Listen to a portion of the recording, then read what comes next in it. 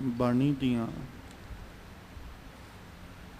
ਲੜੀਵਾਰ ਵਿਚਾਰਾਂ ਆਪ ਸੰਗਤਾਂ ਗੁਰੂ ਦਰਬਾਰ ਅੰਦਰ ਜੁੜ ਕਰਕੇ ਔਰ ਆਪਣੇ ਆਪਣੇ ਘਰਾਂ ਵਿੱਚ ਬੈਠ ਕਰਕੇ ਇਸ ਪਾਵਨ ਸਥਾਨ ਤੋਂ ਸਰਵਣ ਕਰਦੀਆਂ ਹੋ। ਉਹ ਚੱਲ ਰਹੀ ਲੜੀਵਾਰ ਗੁਰਬਾਣੀ ਵਿਚਾਰਾਂ ਦੇ ਨਾਲ ਆਪਾਂ ਸਾਂਝ ਪਾਈਏ। ਵਿਚਾਰਾਂ ਦੀ ਆਰੰਭਤਾ ਤੋਂ ਪਹਿਲਾਂ ਸਤਿਗੁਰੂ ਧੰਨ ਗੁਰੂ ਗ੍ਰੰਥ ਸਾਹਿਬ ਜੀ ਕਿਰਪਾ ਕਰਨ, ਆਪਣਾ ਮਿਹਰ ਭਰਿਆ ਹੱਥ ਸਿਰ ਤੇ ਰੱਖਣ। ਮਾਲਕ ਜੀ ਆਪ ਰਸਨਾ ਉੱਤੇ ਵਰਤ ਕੇ ਆਪਣੀ ਪਾਵਨ ਬਾਣੀ, ਆਪਣੇ ਸ਼ਬਦ ਦੀ ਵਿਚਾਰ ਆਪ ਕਰਵਾ ਲੈਣ ਔਰ ਆਪ ਸਰਬੱਤ ਸੰਗਤ ਬਖਸ਼ੋ ਅਸੀਸ। ਕੋਈ ਰਸਨਾ ਵਾਂਝੀ ਨਾ ਰਹੇ। ਦੋਵੇਂ ਹੱਥ ਜੋੜ ਆਪਣੀਆਂ ਮਨ ਔਰ ਬਿਰਤੀਆਂ ਇਕਾਗਰ ਕਰਦਿਆਂ ਲਵਾਓ ਗੁਰੂ ਚਰਨਾਂ ਵਿੱਚ ਹਾਜ਼ਰੀ। ਅਦਬ ਸਹਿਤ ਸਰਬੱਤ ਸੰਗਤ ਮਿਲ ਕਰਕੇ ਉਚਾਰਨ ਕਰੋ ਜੀ ਸਤਿਨਾਮ ਸ੍ਰੀ ਵਾਹਿਗੁਰੂ ਸਾਹਿਬ ਜੀ। ਇੱਕ ਵਾਰ ਫਿਰ ਕਰੋ ਰਸਨਾਵਾਂ ਪਵਿੱਤਰ ਔਰ ਮਿਲ ਕੇ ਆਖੋ ਜੀ ਸਤਿਨਾਮ ਸ੍ਰੀ ਸਾਹਿਬ ਜੀ। ਵਾਹਿਗੁਰੂ ਸਾਹਿਬ ਜੀ। ਮਾਝ ਮਹੱਲਾ ਪੰਜਵਾ। ਰੈਣ ਸੁਹਾਵੜੀ ਦਿਨਸ ਸੁਹੇਲਾ, ਜਪ ਅੰਮ੍ਰਿਤ ਨਾਮ ਸੰਤ ਸੰਗ ਮੇਲਾ। ਘੜੀ ਮੂਰਤ ਸਿਮਰਤ ਪਲ ਵੰਜਹਿ, ਜੀਵਨ ਸਫਲ ਤਿਥਾਈ ਜਿਉ।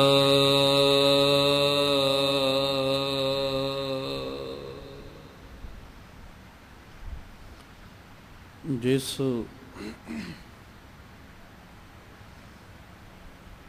ਪਾਵਨ ਸ਼ਬਦ ਦਾ ਪਾਠ ਆਪ ਸੰਗਤ ਨੇ ਬੜੇ ਅਦਬ ਸਤਿਕਾਰ ਦੇ ਨਾਲ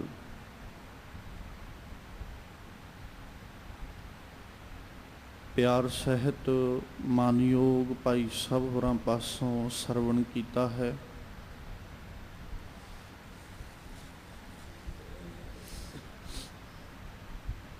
ਇਹ ਪਾਵਨ ਬਚਨ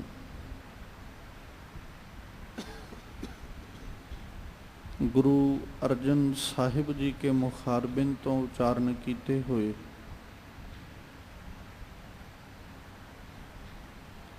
ਮਾਝ ਰਾਗ ਦੇ ਅੰਦਰ ਧੰਨ ਗੁਰੂ ਗ੍ਰੰਥ ਸਾਹਿਬ ਪਾਤਸ਼ਾਹ ਜੀ ਕੇ ਪਾਵਨ ਅੰਗ 107 ਦੇ ਉੱਪਰ ਸੁਭਾਈਮਾਨ ਹੈ।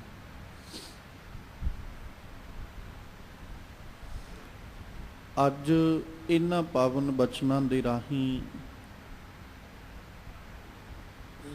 ਜੋ ਸਤਿਗੁਰੂ ਜੀ ਵੱਲੋਂ ਗੁਰੂ ਪਾਤਸ਼ਾਹ ਵੱਲੋਂ ਸਾਨੂੰ ਉਪਦੇਸ਼, ਸਾਨੂੰ ਸਿੱਖਿਆ ਬਖਸ਼ਿਸ਼ ਕੀਤੀ ਹੈ, ਉਹਦੇ ਵਿੱਚ ਮਾਲਕ ਪਾਤਸ਼ਾਹ ਜੀ ਨੇ ਪਹਿਲਾਂ ਤੇ ਰਾਤ ਔਰ ਦਿਨ ਦਾ ਜ਼ਿਕਰ ਕਰਦਿਆਂ ਉਹਨਾਂ ਨੂੰ ਸੁਹਾਵੇ ਬਣਾਉਣ ਦਾ, ਭਲੇ ਬਣਾਉਣ ਦਾ ਜ਼ਿਕਰ ਕੀਤਾ।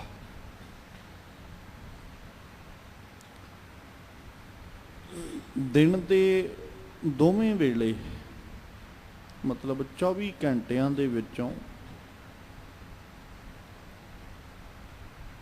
ਦੋ ਹਿੱਸਿਆਂ ਦੇ ਅੰਦਰ ਅਸੀਂ ਦਿਨ ਜਿਹੜਾ ਉਹ ਗੁਜ਼ਾਰਦੇ ਹਾਂ, ਰਾਤ ਔਰ ਦਿਨ। ਔਰ ਨਿਤਾ ਪ੍ਰਤੀ ਰੋਜ਼ਾਨਾ ਕੋਈ ਨਾ ਕੋਈ ਘਟਨਾ ਜਾਂ ਕੋਈ ਨਾ ਕੋਈ ਸਮਾਂ ਔਰ ਹਾਲਾਤ ਐਸਾ ਬਣਦਾ ਹੈ ਜਿਹੜਾ ਰੋਜ਼ਾਨਾ ਸਾਡੇ ਲਈ ਨਵਾਂ ਹੁੰਦਾ ਹੈ। ਰੋਜ਼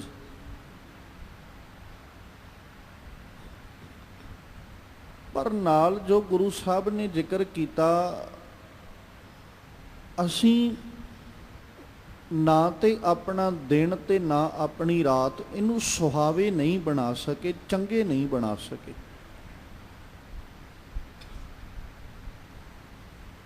ਕਾਰਨ ਰਾਤ ਜਿਹੜੀ ਹੈ ਉਹਨੂੰ ਸੌਂ ਕੇ ਬਤੀਤ ਕਰ ਦਿੱਤਾ ਤੇ ਦਿਨ ਜਿਹੜਾ ਇਹਨੂੰ ਕਾਰਾਂ ਤੇ ਵਿਹਾਰਾਂ ਵਿੱਚ ਉਲਝ ਕੇ ਬਤੀਤ ਕਰਤਾ।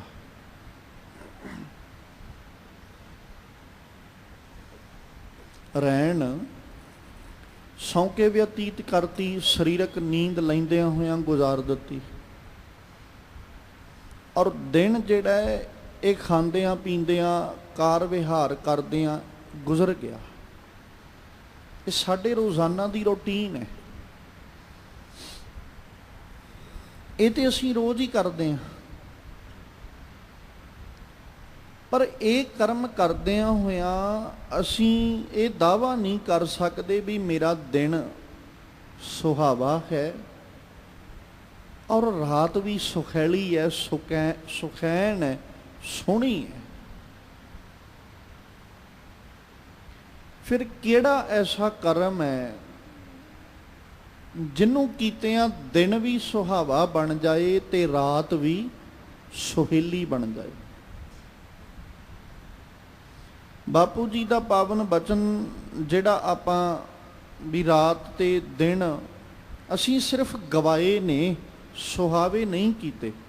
ਦੇਖੋ ਸਾਹਿਬ ਨੇ ਬੜਾ ਅਦਭੁਤ ਜਿਹਾ ਉਹਦੇ 'ਚ ਪੱਖ ਰੱਖਿਆ ਵੀ ਰਹਿਣ ਗਵਾਈ, ਗਵਾ ਲਈ ਐ ਅਸੀਂ ਸੋਏ ਕੈ।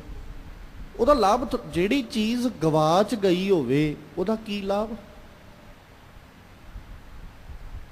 ਰਹਿਣ ਗਵਾਈ ਸੋਏ ਕੈ, ਦਿਵਸ ਗਵਾਇਆ। ਦਿਨ ਵੀ ਅਸੀਂ ਲਾਭ ਥੋੜੀ ਖੱਟਿਆ, ਗਵਾਇਆ ਹੈ, ਖਾਏ ਕੈ।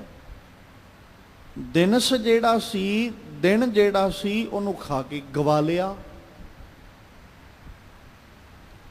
ਹੁਣ ਅਸਫਲ ਕੀ ਹੋਇਆ? ਨਾ ਰਾਤ ਸਫਲ ਹੋਈ, ਨਾ ਦਿਨ ਸਫਲ ਹੋਇਆ। ਨਾ ਰਾਤ ਸੁਹਾਵੀ ਬਣੀ, ਨਾ ਦਿਨ ਸੁਹਾਵਾ ਬਣਿਆ।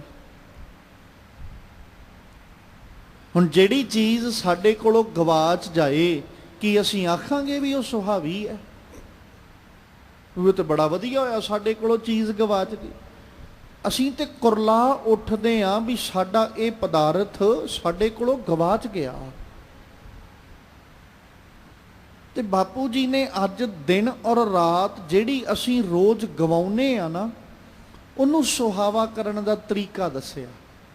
ਸਾਹਿਬ ਕਹਿੰਦੇ ਰੈਣ ਸੁਹਾਵੜੀ ਦਿਨਸ ਸੁਹੇਲਾ। ਰਾਤ ਜਿਹੜੀ ਹੈ ਇਹ ਸੋਹਣੀ ਤੇ ਦਿਨ ਸੁਖਾਲਾ ਬਣ ਜਾਂਦਾ ਹੈ। ਕਿਵੇਂ ਬਣਦਾ ਹੈ? ਕਹਿੰਦੇ ਜਪ ਅੰਮ੍ਰਿਤ ਨਾਮ ਸੰਤ ਸੰਗ ਮੇਲਾ।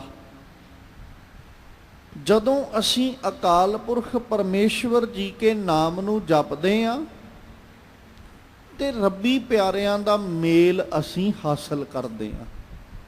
ਜਾਂ ਇਉਂ ਕਹਿ ਲਓ, ਸਤ ਸੰਗਤ ਵਿੱਚ ਬਹਿ ਕੇ, ਰੱਬੀ ਪਿਆਰਿਆਂ ਵਿੱਚ ਬੈਠ ਕੇ ਆਪਣਾ ਦਿਨ ਸੁਹੇਲਾ ਕਰਨਾ, ਸੁਖਾਲਾ ਕਰਨਾ।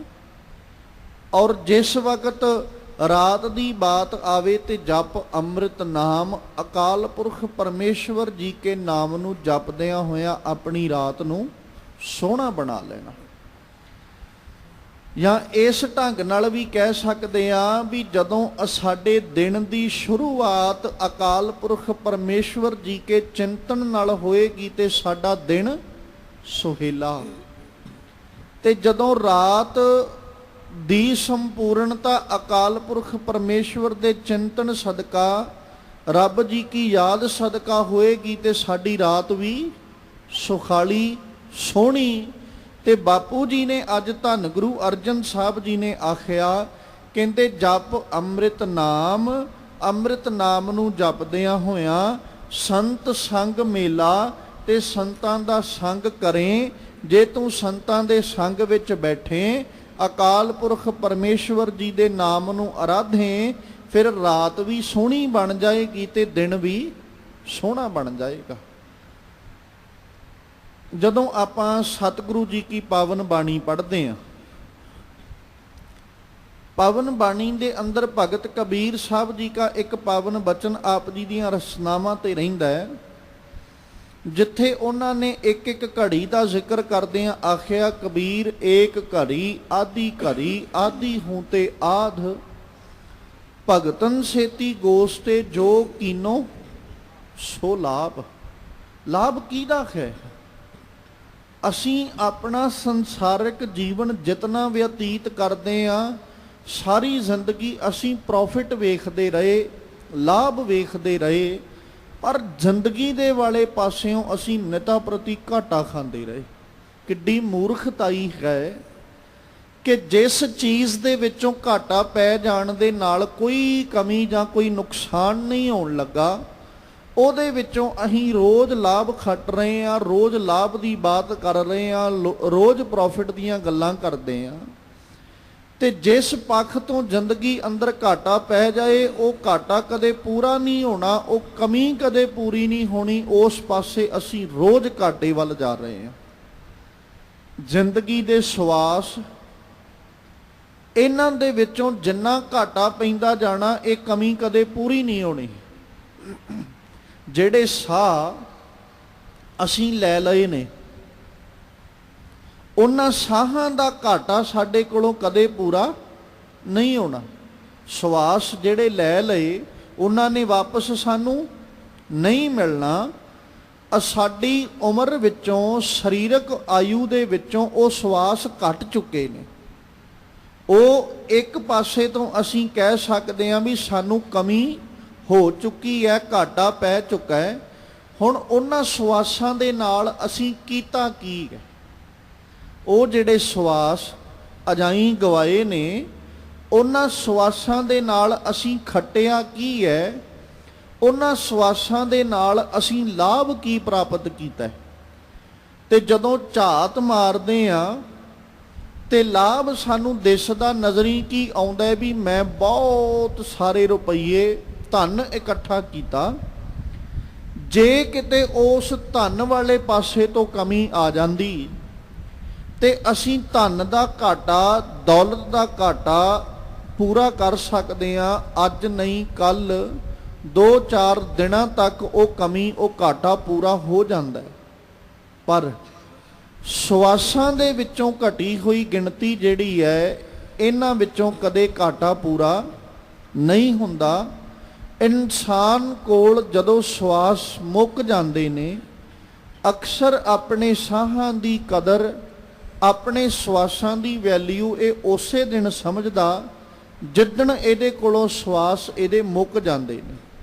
ਇਸ ਲਈ ਸਾਹਿਬ ਜੀ ਨੇ ਜ਼ਿਕਰ ਕੀਤਾ ਕਿ ਭਾਈ ਖਿਆਲ ਰੱਖ, ਭਾਵੇਂ ਦਿਨ ਦੀ ਇੱਕ ਘੜੀ, ਭਾਵੇਂ ਅੱਧੀ ਘੜੀ, ਤੇ ਭਾਵੇਂ ਅੱਧੀ ਤੋਂ ਵੀ ਅੱਧੀ ਤੋਂ ਬੈਠੇ, ਪਰ ਜਿਹੜੀ ਵੀ ਘੜੀ, ਜਿਹੜੇ ਪਲ ਅਕਾਲ ਪੁਰਖ ਪਰਮੇਸ਼ਵਰ ਜੀ ਕੇ ਚਿੰਤਨ ਵਿੱਚ ਤੇ ਰੱਬੀ ਪਿਆਰਿਆਂ ਦੇ ਸੰਗ ਵਿੱਚ ਬਹਿ ਕੇ ਰੱਬ ਜੀ ਦੀਆਂ ਬਾਤਾਂ ਕਰਦਿਆਂ ਬਤੀਤ ਕੀਤਾ, ਸਫਲ ਸਿਰਫ ਉਹੀ ਹੈ। ਉਹ ਵੇਲਾ ਭਾਵੇਂ ਦਿਨ ਦਾ ਹੋਵੇ ਤੇ ਉਹ ਵੇਲਾ ਭਾਵੇਂ ਰਾਤ ਦਾ, ਪਰ ਜਦੋਂ ਅਕਾਲ ਪੁਰਖ ਪਰਮੇਸ਼ਵਰ ਜੀ ਕੀ ਯਾਦ, ਚਿੰਤਨ ਹਿਰਦੇ ਵਿੱਚ ਬਣੇਗਾ, ਉਹ ਵੇਲਾ ਸਾਡੇ ਲਈ ਸੁਹੇਲਾ ਤੇ ਸੁਹਾਵੜਾ ਬਣ ਜਾਂਦਾ ਹੈ। ਫਿਰ ਗੁਰੂ ਬਾਬਾ ਜੀ ਨੇ ਨਾਲ ਆਖਿਆ, ਕਹਿੰਦੇ ਘੜੀ ਮੂਰਤ ਸਿਮਰਤ ਪਲ ਵੰਝੈ, ਜੀਵਨ ਸਫਲ ਤਿਥਾਈ ਜਿਉ ਮਹੂਰਤ। 2 ਘੜੀਆਂ, ਜਿੱਥੇ ਸਿਮਰਨ ਦੇ ਵਿੱਚ ਘੜੀ ਪਲ ਲੰਘੇ, ਉਹੀ ਥਾਂ ਸਫਲ ਹੈ, ਉਹ ਵੇਲਾ ਸਫਲ ਹੈ। ਜਿਸ ਵੇਲੇ ਅਕਾਲ ਪੁਰਖ ਪਰਮੇਸ਼ਵਰ ਜੀ ਕੇ ਅਸੀਂ ਚਿੰਤਨ ਵਿੱਚ ਬੈਠੇ, ਉਹਦੀ ਯਾਦ ਅੰਦਰ ਬੈਠੇ, ਜਾਂ ਉਹਦਾ ਚਿੰਤਨ ਸਾਡੇ ਹਿਰਦੇ ਅੰਦਰ ਬਣਿਆ ਰਿਹਾ, ਉਹੀ ਵੇਲਾ ਤੇ ਉਹ ਥਾਂ, ਜਿਸ ਥਾਂ ਉੱਤੇ ਬਹਿ ਕੇ ਅਸੀਂ ਅਕਾਲ ਪੁਰਖ ਪਰਮੇਸ਼ਵਰ ਜੀ ਨੂੰ ਚੇਤੇ ਕੀਤਾ, ਉਹਨੂੰ ਯਾਦ ਕੀਤਾ, ਸਾਡਾ ਉਸ ਥਾਂ ਉੱਤੇ ਬਹਿਣਾ ਸਫਲ ਹੈ, ਸਾਡਾ ਉਹ ਮਹੂਰਤ, ਉਹ ਸਮਾਂ ਸਫਲ ਹੈ, ਸਾਡੇ ਲਈ ਉਹ ਸਮਾਂ ਲਾਭਦਾਇਕ ਹੈ, ਜਾਂ ਪ੍ਰੋਫਿਟ ਵਾਲਾ ਕਹਿ ਲਓ, ਜਿਹਨੂੰ ਸਤਿਗੁਰੂ ਜੀ ਨੇ ਜਦੋਂ ਬਾਣੀ ਦੇ ਵਿੱਚ ਜ਼ਿਕਰ ਕੀਤਾ ਨਾ, ਤੇ ਮਾਲਕ ਪਾਤਸ਼ਾਹ ਜੀ ਜ਼ਿਕਰ ਕਰਦਿਆਂ ਆਖਦੇ ਨੇ, ਕਹਿੰਦੇ ਉਸ ਜਿਹੜਾ ਸਮਾਂ, ਉਹ ਮਹੂਰਤ, ਉਹ ਵੇਲਾ ਸਫਲ ਹੈ, ਉਹ ਘੜੀ ਸਫਲ ਹੈ, ਜਿਸ ਘੜੀ ਦੇ ਵਿੱਚ, ਜਿਸ ਸਮੇਂ ਦੇ ਵਿੱਚ, ਮਹੂਰਤ ਦੇ ਅੰਦਰ ਅਕਾਲ ਪੁਰਖ ਪਰਮੇਸ਼ਵਰ ਜੀ ਕੀ ਯਾਦ ਤੇ ਚਿੰਤਨ ਸਾਡੇ ਹਿਰਦੇ ਵਿੱਚ ਬਣਿਆ ਰਹੇ। ਉਹ ਵੇਲਾ ਵੀ ਅਸੀਂ ਭਲਾ ਕਹਿ ਸਕਦੇ ਹਾਂ, ਮਹੂਰਤ ਵੀ ਚੰਗਾ ਕਹਿ ਸਕਦੇ ਹਾਂ, ਉਹ ਦਿਨ ਵੀ ਸੁਹਾਵੜਾ ਕਹਿ ਸਕਦੇ ਹਾਂ, ਉਹ ਮਹੀਨਾ ਵੀ ਚੰਗਾ ਹੈ, ਉਹ ਮਾਹ, ਉਹ ਸਾਲ ਵੀ ਚੰਗਾ ਹੈ, ਜਿਸ ਵੇਲੇ ਸਾਨੂੰ ਅਕਾਲ ਪੁਰਖ ਪਰਮੇਸ਼ਵਰ ਜੀ ਕੀ ਯਾਦ ਸਾਡੇ ਹਿਰਦੇ ਵਿੱਚ ਬਣੀ ਰਵੇ।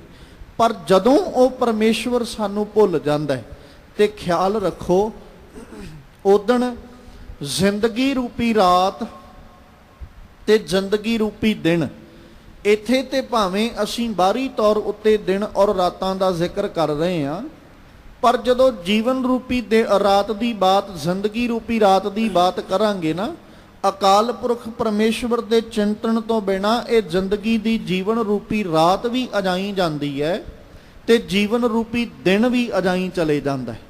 ਇਸੇ ਕਰਕੇ ਸਾਹਿਬ ਜੀ ਨੇ ਜਦੋਂ ਬਾਣੀ ਵਿੱਚ ਜ਼ਿਕਰ ਕੀਤਾ ਨਾ, ਤੇ ਮਾਲਕ ਪਾਤਸ਼ਾਹ ਜੀ ਸਾਨੂੰ ਸੁਚੇਤ ਕਰਦਿਆਂ ਆਖਦੇ, ਰਹਿਣ ਗਈ ਮਤ ਦਿਨ ਪੀ ਜਾਏ, ਭਵਰ ਗਏ ਬੱਗ ਬੈਠੇ ਆਏ, ਮਨੁੱਖਾ ਕਿਤੇ ਇਹ ਨਾ ਹੋਵੇ ਤੇਰੇ ਜੀਵਨ ਵਿੱਚੋਂ ਤੇਰੀ ਜਵਾਨੀ ਰੂਪੀ ਰੈਣ ਚਲੀ ਗਈ ਹੈ, ਤੇ ਤੇਰੇ ਜੀਵਨ ਵਿੱਚ ਬੁਢਾਪੇ ਰੂਪੀ ਚਿੱਟਾ ਦਿਨ ਚੜ੍ਹ ਆਇਆ।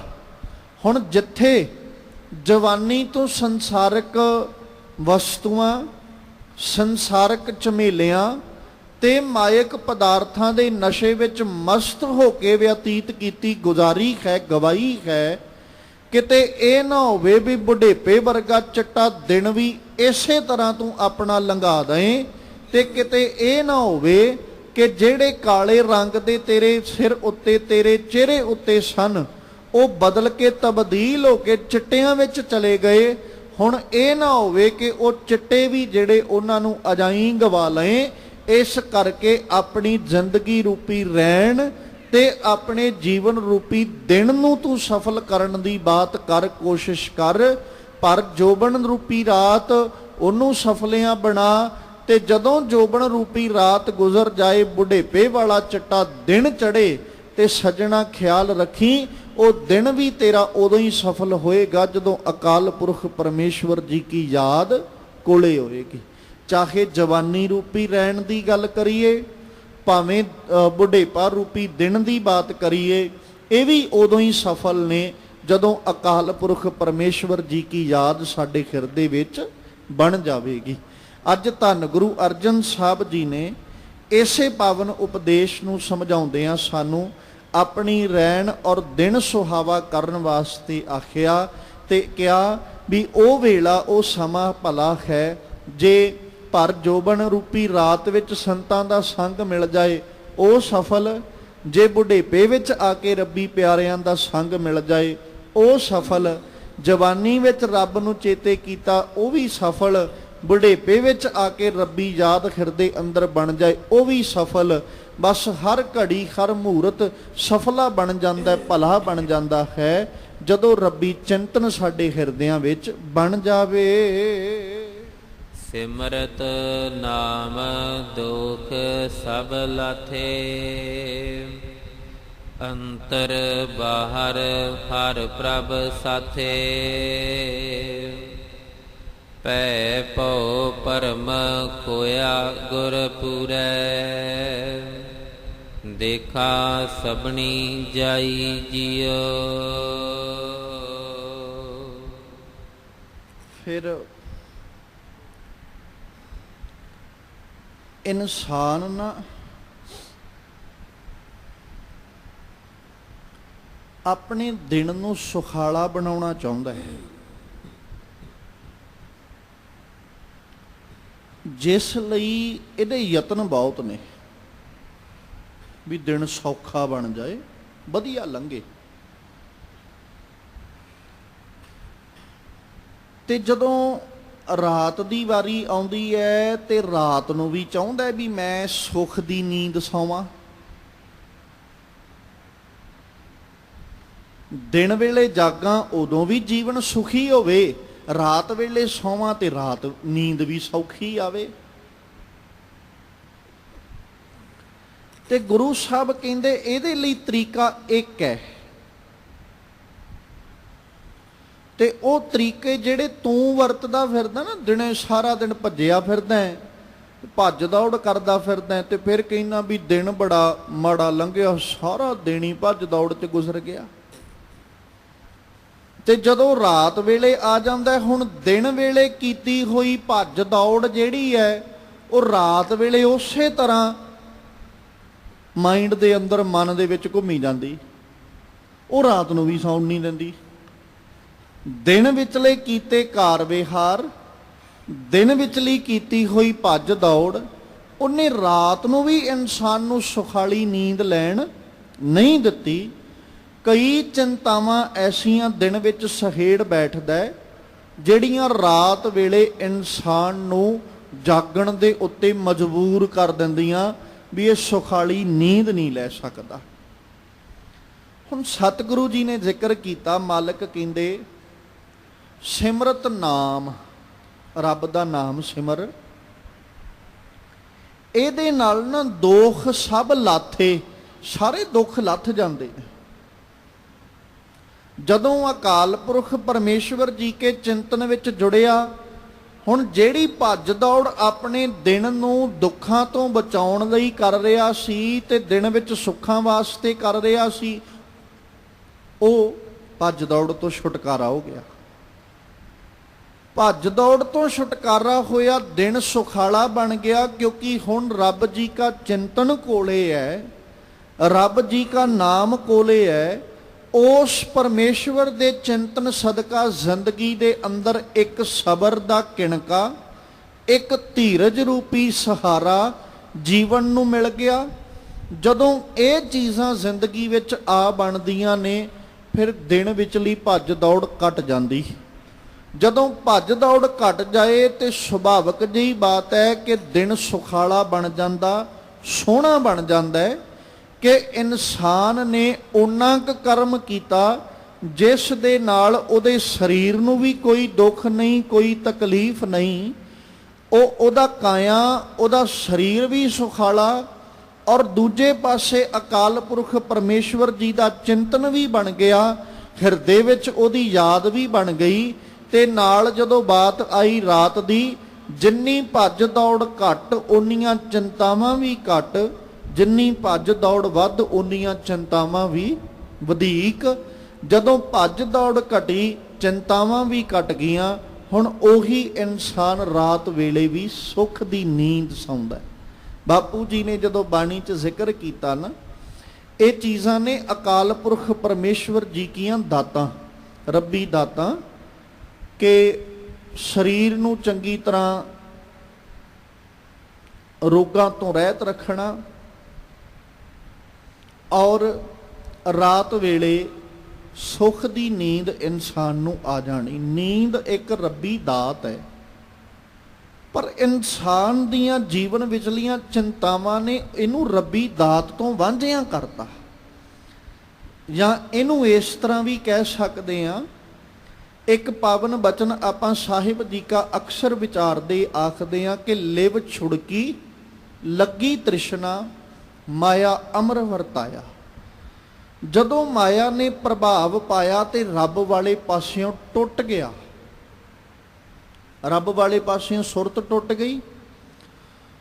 ਹੁਣ ਉਹ ਸਾਰੀ ਦੀ ਸਾਰੀ ਸੁਰਤ ਸੰਸਾਰ ਵਿੱਚ ਉਲਝੀ ਹੋਈ ਹੈ, ਸੰਸਾਰ ਵਿੱਚ ਮਸਤ ਹੈ।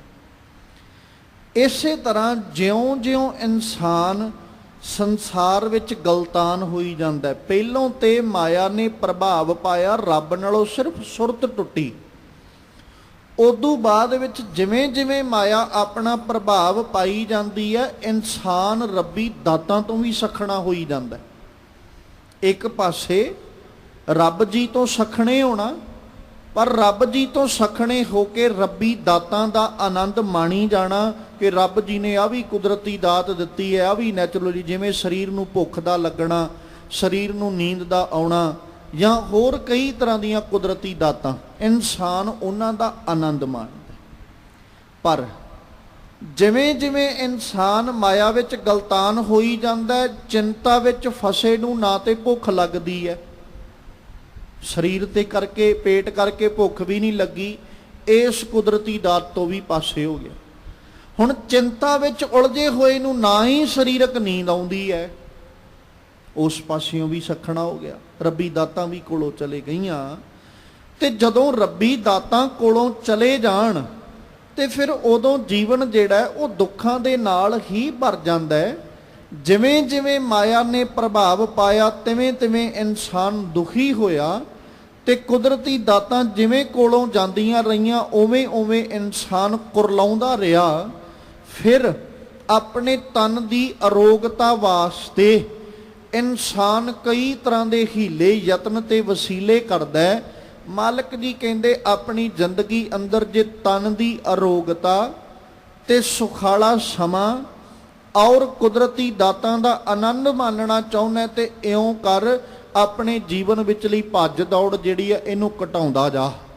ਜਿਵੇਂ ਜਿਵੇਂ ਭੱਜ ਦੌੜ ਘਟਦੀ ਜਾਏਗੀ, ਤਿਵੇਂ ਤਿਵੇਂ ਚਿੰਤਾਵਾਂ ਘਟਣਗੀਆਂ, ਜਿਵੇਂ ਜਿਵੇਂ ਚਿੰਤਾਵਾਂ ਘਟਣਗੀਆਂ, ਤਿਵੇਂ ਤਿਵੇਂ ਇਨਸਾਨ ਸੁਖਾਲਾ ਜੀਵਨ ਬਣਾਏਗਾ।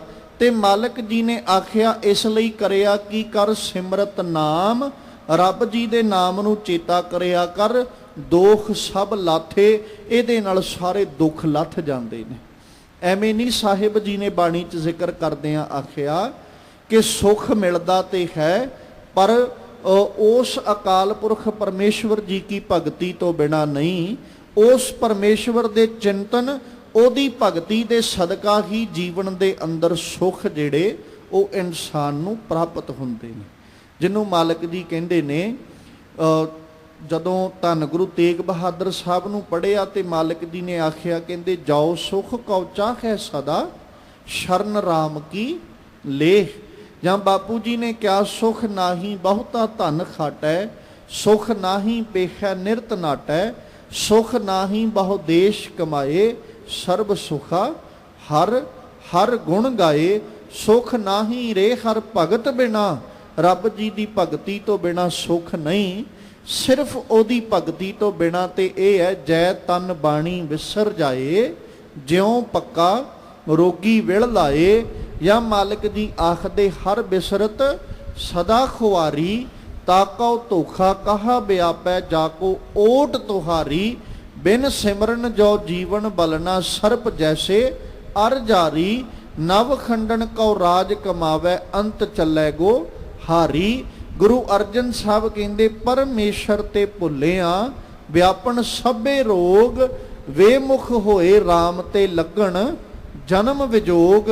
ਬਸ ਇਨਸਾਨ ਖੁਦ ਆਪ ਆਪਣੇ ਹੱਥੀਂ ਹੀ ਦੁੱਖ ਸਹੇੜੀ ਜਾਂਦਾ। ਜਿਵੇਂ ਜਿਵੇਂ ਇਨਸਾਨ ਨਾ ਮਾਇਕ ਪਦਾਰਥਾਂ ਵਿੱਚ ਗਲਤਾਨ ਹੋਈ ਜਾਂਦਾ, ਇਹਨੂੰ ਲੱਗਦਾ ਮੈਂ ਤਰੱਕੀ ਬਹੁਤ ਕਰ ਰਿਹਾ, ਤੇ ਉਸ ਤਰੱਕੀ ਦੇ ਨਾਲ ਨਾਲ ਇਨਸਾਨੀ ਜੀਵਨ ਜਿਹੜਾ ਨਾ ਬਾਹਰੀ ਤੌਰ ਉੱਤੇ ਬੜਾ ਸੁਖਾਲਾ ਹੋਈ ਜਾਂਦਾ ਹੈ। ਪਰ ਉਹ ਸੁਖਾਲਾ ਹੋਣਾ ਜੀਵਨ ਦਾ ਤੇ ਉਹ ਕਰਨੀ ਤਰੱਕੀ, ਇਸ ਗੱਲ ਤੋਂ ਇਹ ਅਣਜਾਣ ਹੈ ਕਿ ਇਹ ਦੋਵੇਂ ਚੀਜ਼ਾਂ ਮੈਨੂੰ ਅਕਾਲ ਪੁਰਖ ਪਰਮੇਸ਼ਵਰ ਦੇ ਨਾਮ ਤੋਂ ਸਖਣਾ ਤੇ ਵਾਂਝਿਆਂ ਕਰਦੇ ਨੇ। ਕਿਉਂਕਿ ਜਿੰਨਾ ਮੈਂ ਜੀਵਨ ਸੁਖਾਲਾ ਬਣਾਉਣਾ ਚਾਹੁੰਦਾ, ਉਨੀ ਮੇਰੀ ਭੱਜ ਦੌੜ ਵਧੀ ਜਾਂਦੀ ਹੈ। ਔਰ ਕਦੇ ਵੀ ਖਿਆਲ ਰੱਖੋ, ਅਸੀਂ ਜੇ ਸਰੀਰ ਕਰਕੇ ਆਰਾਮ ਕਰਨਾ ਹੋਵੇ ਨਾ, ਅਕਸਰ ਆਪ ਜੀ ਅੱਗੇ ਬੇਨਤੀ ਕਰੀਦੀ ਹੈ, ਕਾਇਆ ਕਰਕੇ ਅਸੀਂ ਆਰਾਮ ਕਰਨਾ ਹੋਵੇ ਤੇ ਕਾਇਆ ਨੂੰ ਇੱਕ ਥਾਂ ਉੱਤੇ ਟਿਕਾਈਦਾ ਹੈ ਵੀ ਟਿਕ ਜਾ ਭਾਈ, 2 ਘੜੀਆਂ ਰੈਸਟ ਕਰ, ਆਰਾਮ ਕਰ, ਤਾਂ ਜੋ ਕਾਇਆ ਜਿਹੜੀ ਇਹ ਰਿਲੈਕਸ ਹੋ ਜਾਏ, ਇਹਦੇ ਵਿਚਲੀ ਜਿਹੜੀ એનર્ਜੀ ਹੈ ਉਹ ਦੁਬਾਰਾ ਤੈਨੂੰ ਮਿਲ ਸਕੇ, ਕਾਇਆ ਨੂੰ ਇੱਕ ਥਾਂ ਤੇ ਅਸੀਂ ਟਿਕਾ ਲਿਆ। ਔਰ ਖਿਆਲ ਰੱਖੋ, ਇਹ ਵੀ ਅਕਾਲ ਪੁਰਖ ਪਰਮੇਸ਼ਵਰ ਦੀ ਬਦੌਲਤ ਹੀ ਹੈ, ਨਹੀਂ ਤੇ ਜਿੱਦਾਂ ਦਾ ਅੱਜ ਇਨਸਾਨੀ ਜੀਵਨ ਬਣ ਚੁੱਕਾ ਨਾ, ਇਹ ਤੇ ਪਰਮੇਸ਼ਵਰ ਨੇ ਬੜਾ ਉਪਕਾਰ ਕੀਤਾ ਕਿ ਉਹਨੇ ਇਨਸਾਨ ਦੇ ਆਰਾਮ ਵਾਸਤੇ, ਇਨਸਾਨੀ ਜੀਵਨ ਦੇ ਰੈਸਟ ਵਾਸਤੇ ਉਹਨੇ ਰੈਣ ਬਣਾ ਦਿੱਤੀ। ਪਰ ਜੇ ਕਿਤੇ ਉਹ ਰਾਤ ਨਾ ਬਣਾਉਂਦਾ ਨਾ, ਜਿੱਦਾਂ ਦਾ ਅੱਜ ਇਨਸਾਨੀ ਜੀਵਨ ਹੈ, ਸ਼ਾਇਦ ਇਹ ਇਨਸਾਨ ਕਦੇ ਸੌਂਦਾ ਹੀ ਨਾ, ਸਾਰਾ ਦਿਨ ਭੱਜਿਆ ਹੀ ਫਿਰਦਾ, ਦੌੜਿਆ ਹੀ ਫਿਰਦਾ। ਇਹ ਤੇ ਅਕਾਲ ਪੁਰਖ ਪਰਮੇਸ਼ਵਰ ਜੀ ਦਾ ਉਪਕਾਰ ਹੈ ਕਿ ਉਹਨਾਂ ਨੇ ਰੈਣ ਜਿਹੜੀ ਉਹ ਸਾਡੇ ਆਰਾਮ ਵਾਸਤੇ ਸਾਨੂੰ ਦਿੱਤੀ ਹੈ, ਬਣਾਈ ਹੈ। ਤੇ ਮਾਲਕ ਜੀ ਕਹਿੰਦੇ ਬਸ ਇਉਂ ਕਰ ਕਿ ਅਕਾਲ ਪੁਰਖ ਪਰਮੇਸ਼ਵਰ ਦੇ ਚਿੰਤਨ ਵਿੱਚ ਆਪਣਾ ਆਪਾ ਜੋੜ ਲਓ। ਜਿਸ ਦਿਨ ਜੁੜ ਜਾਏਗਾ ਉਸ ਦਿਨ ਦੁੱਖ ਸਭ ਲਾਥੇ, ਸਾਡੇ ਜੀਵਨ ਵਿੱਚੋਂ ਸਾਰੇ ਦੁੱਖ ਲੱਥ ਜਾਣਗੇ। ਫਿਰ ਕਿਆ ਕਹਿੰਦੇ, ਅੰਤਰ ਬਾਹਰ ਹਰ ਪ੍ਰਭ ਸਾਥੇ। ਇੱਕ ਆਪਾਂ ਪਾਵਨ ਬਚਨ ਪੜ੍ਹਦੇ ਹਾਂ ਬਾਪੂ ਜੀ ਕਾ, ਉਠਤ ਸੁਖੀਆ ਬੈਠਤ ਸੁਖੀਆ, ਭਉ ਨਹੀਂ ਲਾਗੈ ਜਾ ਐਸੇ ਬੁਝੀਆ, ਰਾਖਾ ਏਕ ਹਮਾਰਾ ਸੁਆਮੀ, ਸਗਲ ਘਟਾ ਕਾ ਅੰਤਰਜਾਮੀ, सोए अचिंता जाग अचिंता, जहाँ कहाँ प्रभ तू वरतंता, घर सुख वसिया बाहर सुख पाया, कहो नानक गुर मंत्र दृढ़ाया। सारा शब्द ਇਹਦੇ ਵਿੱਚ ਮਾਲਕ ਜੀ ਨੇ ਸੁੱਖ ਦੀ ਹੋਈ ਗੱਲ, ਉਠਤ ਸੁਖੀ ਆ, ਬੈਠਤ ਸੁਖੀ ਆ, ਉੱਠਦਾ ਵੀ ਸੁਖੀ, ਬਹਿੰਦਾ ਵੀ ਸੁਖੀ, ਭਉ ਨਹੀਂ ਲੱਗੈ, ਉਹਨੂੰ ਡਰ ਨਹੀਂ ਲੱਗਦਾ। ਜਿਹਨੂੰ ਡਰ ਨਾ ਲੱਗੇ ਉਹ ਕਦੇ ਦੁਖੀ ਨਹੀਂ ਹੁੰਦਾ। ਇਨਸਾਨ ਦੁਖੀ ਕਦੋਂ ਹੈ? ਜਦੋਂ ਡਰਦਾ ਹੈ। ਡਰਦਾ ਹੋਇਆ ਇਨਸਾਨ ਕੁਰਲਾਈ ਜਾਂਦਾ, ਤੜਫੀ ਜਾਂਦਾ। ਤੇ ਜਿਹਨੂੰ ਡਰ ਨਹੀਂ ਲੱਗਦਾ ਉਹਨੂੰ ਦੁੱਖ ਵੀ ਕੋਈ ਨਹੀਂ। ਮਾਲਕ ਕਹਿੰਦੇ ਭਉ ਨਹੀਂ ਲੱਗੈ ਜਾਂ ਐਸੇ ਬੁਝੀਆ, ਜੇ ਕਿਤੇ ਇਸ ਤਰ੍ਹਾਂ ਸਮਝ ਲਏ, ਜਾਣ ਲਏ ਕਿ ਰਾਖਾ ਏਕ ਹਮਾਰਾ ਸੋ, ਮੈਂ ਡਰਾਂ ਕਿਉਂ? ਮੇਰਾ ਰਾਖਾ ਤੇ ਇੱਕ ਸੁਆਮੀ ਹੈ। ਉਹ ਸੁਆਮੀ ਜਿਹਨੂੰ ਮੈਨੂੰ ਬੋਲ ਕੇ ਵੀ ਨਹੀਂ ਦੱਸਣਾ ਪੈਂਦਾ ਵੀ ਮੈਂ ਮੁਸ਼ਕਲ ਵਿੱਚ ਹਾਂ। ਸਗਲ ਘਟਾ ਕਾ ਅੰਤਰਜਾਮੀ, ਉਹ ਤੇ ਅੰਤਰਜਾਮਤਾ ਰੱਖਣ ਵਾਲਾ ਹੈ, ਅੰਤਰਜਾਮੀ ਹੈ। ਮੇਰੇ ਦੁੱਖ ਭਰੇ ਸਮੇਂ, ਮੇਰੇ ਹਰ ਤਰ੍ਹਾਂ ਦੇ ਸਮੇਂ ਨੂੰ, ਹਰ ਹਾਲਾਤ ਨੂੰ ਉਹ ਸਮਝਦਾ ਹੈ। ਮਾਲਕ ਕਹਿੰਦੇ ਇਸ ਲਈ ਭਾਈ ਭਉ ਨਹੀਂ ਲੱਗੈ ਜਾਂ ਐਸੇ ਬੁਝੀਆ, ਰਾਖਾ ਏਕ ਹਮਾਰਾ ਸੁਆਮੀ, ਸਗਲ ਘਟਾ ਕਾ ਅੰਤਰਜਾਮੀ। ਜਦੋਂ ਇਹ ਭਰੋਸਾ ਬਣ ਜਾਏ ਫਿਰ ਸੋਏ ਅਚਿੰਤਾ। ਜਿਹੜਾ ਅਚਿੰਤ ਹੋਏਗਾ ਉਹੀ ਸੋਏਗਾ ਨਾ। ਜਿਹੜਾ ਚਿੰਤਾ ਵਿੱਚ, ਉਹ ਤਾਂ ਕਹਿੰਦਾ ਨੀਂਦ ਹੀ ਨਹੀਂ ਆਉਂਦੀ। ਜਾਗ ਅਚਿੰਤਾ, ਜਿਹੜਾ ਐ ਬੇਫਿਕਰ ਹੋ ਕੇ ਸੁੱਤਾ, ਬੇਫਿਕਰ ਹੋ ਕੇ ਜਾਗੇਗਾ ਵੀ ਉਹ। ਜਿਹੜਾ ਚਿੰਤਾਵਾਂ ਦੇ ਵਿੱਚ ਫੱਕਾ ਗੋਲੀਆਂ ਦਾ ਮਾਰ ਕੇ ਸੁੱਤਾ ਹੋਵੇ ਤੇ ਉਹ ਬੰਦਾ ਜਦੋਂ ਜਾਗੇਗਾ ਤੇ ਉਦੋਂ ਅਚਿੰਤਾ ਵਿੱਚ ਕਿਵੇਂ ਹੋ ਸਕਦਾ ਹੈ? ਜਿਹੜਾ ਚਿੰਤਾ ਤੋਂ ਰਹਿਤ ਸੁੱਤਾ ਹੈ, ਜਾਗੇਗਾ ਵੀ ਚਿੰਤਾ ਤੋਂ ਰਹਿਤ ਉਹੀ। ਜਿਹੜਾ ਸੌਣ ਵਾਸਤੇ ਗੋਲੀਆਂ ਖਾ ਕੇ ਸੌਵੇਂ ਨੀਂਦ ਦੀਆਂ, ਉਹ ਜਾਗਦਾ ਹੋਇਆ ਕਦੇ ਅਚਿੰਤਤ ਨਹੀਂ ਹੁੰਦਾ, ਉਹ ਜਾਗਦਾ ਵੀ ਚਿੰਤਾ ਵਿੱਚ ਹੈ। ਮਾਲਕ ਕਹਿੰਦੇ ਜਦੋਂ ਸਮਝ ਲਿਆ, ਜਾਣ ਲਿਆ, ਰਾਖਾ ਏਕ ਹਮਾਰਾ ਸੁਆਮੀ, ਸਗਲ ਘਟਾ ਕਾ ਅੰਤਰਜਾਮੀ, ਫਿਰ ਕੀ ਬਣਿਆ? ਸੋਏ ਅਚਿੰਤਾ, ਜਾਗ ਅਚਿੰਤਾ। ਕਿਵੇਂ ਜਾਗੇਗਾ ਅਚਿੰਤਾ ਵਿੱਚ? ਜਦੋਂ ਇਹ ਸਮਝੇਗਾ ਜਹਾਂ ਕਹਾਂ ਪ੍ਰਭ ਤੂੰ ਵਰਤੰਤਾ, ਰੱਬ ਜੀ ਹਰ ਥਾਂ ਤੇ ਤੂੰ ਵਰਤਦਾ, ਆਪਾਂ ਨੂੰ ਕਾਹਦੀ ਚਿੰਤਾ? ਫਿਰ ਜਦੋਂ ਇਹ ਗੱਲ ਸਮਝ ਲੱਗ ਗਈ, ਕੀ ਬਣੇਗਾ? ਘਰ ਸੁਖ ਵਸਿਆ, ਬਾਹਰ ਸੁਖ ਪਾਇਆ। ਘਰ ਵਿੱਚ ਵੀ ਸੁਖ ਬਣ ਗਿਆ, ਬਾਹਰ ਵੀ ਸੁਖ ਬਣ ਗਿਆ। ਪਰ ਬਣਿਆ ਕਿਵੇਂ? ਕਹੋ ਨਾਨਕ ਗੁਰ ਮੰਤਰ ਦ੍ਰਿੜਾਇਆ। ਜਦੋਂ ਗੁਰੂ ਜੀ ਨੇ ਆਪਣਾ ਨਾਮ ਰੂਪੀ ਮੰਤਰ ਦ੍ਰਿੜ ਦਿੱਤਾ, ਉਪਦੇਸ਼ ਜਦੋਂ ਗੁਰੂ ਜੀ ਨੇ ਦਿੱਤਾ, ਜਦੋਂ ਉਸ ਉਪਦੇਸ਼ ਨੂੰ ਦ੍ਰਿੜ ਕਰ ਲਿਆ, ਆਪਣੇ ਜੀਵਨ ਵਿੱਚ ਧਾਰ ਲਿਆ, ਉਹ ਦਿਨ ਘਰ ਵੀ ਸੁਖੀ ਤੇ ਬਾਹਰ ਵੀ ਸੁਖੀ। ਉਸੇ ਪੱਖ ਨੂੰ ਇੱਥੇ ਰੱਖਿਆ। ਕਹਿੰਦੇ ਅੰਤਰ ਬਾਹਰ ਹਰ ਪ੍ਰਭ ਸਾਥੇ, ਜਦੋਂ ਜੀਵ ਦੇ ਨਾਲ ਅੰਦਰ ਔਰ ਬਾਹਰ ਦੋਵਾਂ ਥਾਵਾਂ ਦੇ ਉੱਤੇ ਅਕਾਲ ਪੁਰਖ ਪਰਮੇਸ਼ਵਰ ਜੀ ਹੋਣ, ਉਦੋਂ ਉਹ ਸੁਖਾਲਾ ਤੇ ਸੌਖਾ ਹੋ ਜਾਂਦਾ। ਫਿਰ ਭੈ ਭਉ ਭਰਮ ਖੋਇਆ ਗੁਰ ਪੂਰੈ, ਪੂਰੇ ਗੁਰੂ ਦੀ ਕਿਰਪਾ ਦੇ ਸਦਕਾ ਭੈ ਖਤਮ ਹੋ ਗਿਆ, ਭਉ ਖਤਮ ਹੋ ਗਿਆ, ਭਰਮ ਇਹ ਵੀ ਗਵਾ ਲਿਆ, ਇਹ ਵੀ ਖੋ ਲਿਆ। ਦੇਖਾ ਸਭਨੀ ਜਾਈ ਜੀਓ, ਤੇ ਹੁਣ ਸਾਰੇ ਥਾਵਾਂ ਉੱਤੇ ਕਿਹਨੂੰ ਵੇਖਿਆ? ਇੱਕ ਅਕਾਲ ਪੁਰਖ ਪਰਮੇਸ਼ਵਰ ਜੀ ਨੂੰ। ਜਦੋਂ ਗੁਰੂ ਪੂਰੇ ਨੇ ਉਪਦੇਸ਼ ਦਿੱਤਾ, ਗੁਰੂ ਪੂਰੇ ਕੇ ਉਪਦੇਸ਼ ਸਦਕਾ ਡਰ ਔਰ ਭਟਕਣਾ ਇਹ ਦੋਵੇਂ ਚੀਜ਼ਾਂ ਖਤਮ ਹੋਈਆਂ, ਔਰ ਗੁਰੂ ਨੇ ਰਹਿਮਤ ਕਰਦਿਆਂ ਆਪਣੇ ਉਪਦੇਸ਼ ਸਦਕਾ ਸਾਰੀਆਂ ਥਾਵਾਂ ਦੇ ਉੱਤੇ ਵਸਦਾ ਹੋਇਆ ਉਹ ਪਰਮੇਸ਼ਵਰ ਹਰੀ ਪਰਮਾਤਮਾ ਵਿਖਾ ਦਿੱਤਾ। ਤੇ ਜਿੱਦਣ ਦਾ ਸਭਨੀ ਥਾਈਂ ਉਹ ਦੱਸਿਆ ਹੈ, ਉਸ ਦਿਨ ਦਾ ਨਾ ਚਿੰਤਾ ਰਹੀ, ਨਾ ਰੋਗ ਰਿਹਾ, ਨਾ ਦੁੱਖ ਰਿਹਾ, ਨਾ ਤਕਲੀਫ ਰਹੀ। ਉਸ ਦਿਨ ਤੋਂ ਅਚਿੰਤ ਹੋ ਕੇ ਜੀਵ ਆਪਣੇ ਜੀਵਨ ਨੂੰ ਸੁਖਾਲਾ, ਸੋਹਣਾ ਤੇ ਸੁੱਖਾਂ ਵਾਲਾ ਗੁਜ਼ਾਰਦਾ ਹੈ। ਪ੍ਰਭ ਸਮਰੱਥ ਵੱਡ ਊਚ ਅਪਾਰਾ, ਨੌ ਨਿਧ ਨਾਮ ਪਰੇ ਭੰਡਾਰਾ। ਆਦ ਅੰਤ ਮਧ ਪ੍ਰਭ ਸੋਈ, ਦੂਜਾ ਲਵੈ ਨਾ ਲਾਈ ਜਿਉ। ਫਿਰ ਪਰਮੇਸ਼ਵਰ ਜੀ ਕੀ ਬਾਤ ਕੀਤੀ? ਕਹਿੰਦੇ ਪ੍ਰਭ ਸਮਰੱਥ,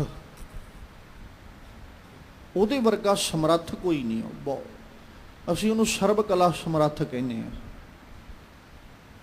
ਵੱਡ ਵੱਡਾ ਬਹੁਤ, ਊਚ ਅਪਾਰਾ, ਐਡਾ ਕੁ ਵੱਡਾ ਤੇ ਉੱਚਾ ਵੀ ਪਾਰਲਾ ਬੰਨੀ ਦਿਸਦਾ ਹੀ ਨਹੀਂ ਵੀ ਕਿੱਥੋਂ ਤੱਕ।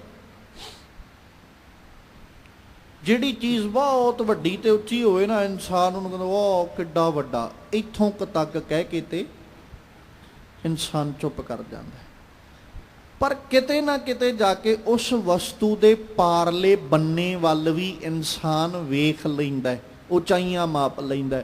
ਉਚਾਈਆਂ ਮਾਪ ਕੇ ਤੇ ਜੇ ਬਹੁਤ ਵੱਡੀ ਉਚਾਈ ਹੋਵੇ ਤੇ ਉਹਨੂੰ ਅਜੂਬੇ ਦੇ ਰੂਪ ਵਿੱਚ ਬਣਾ ਦਿੰਦਾ ਹੈ। ਇਹਦੇ ਵਰਗਾ ਤੇ ਹੋਰ ਕੁਛ ਹੈ ਹੀ ਨਹੀਂ।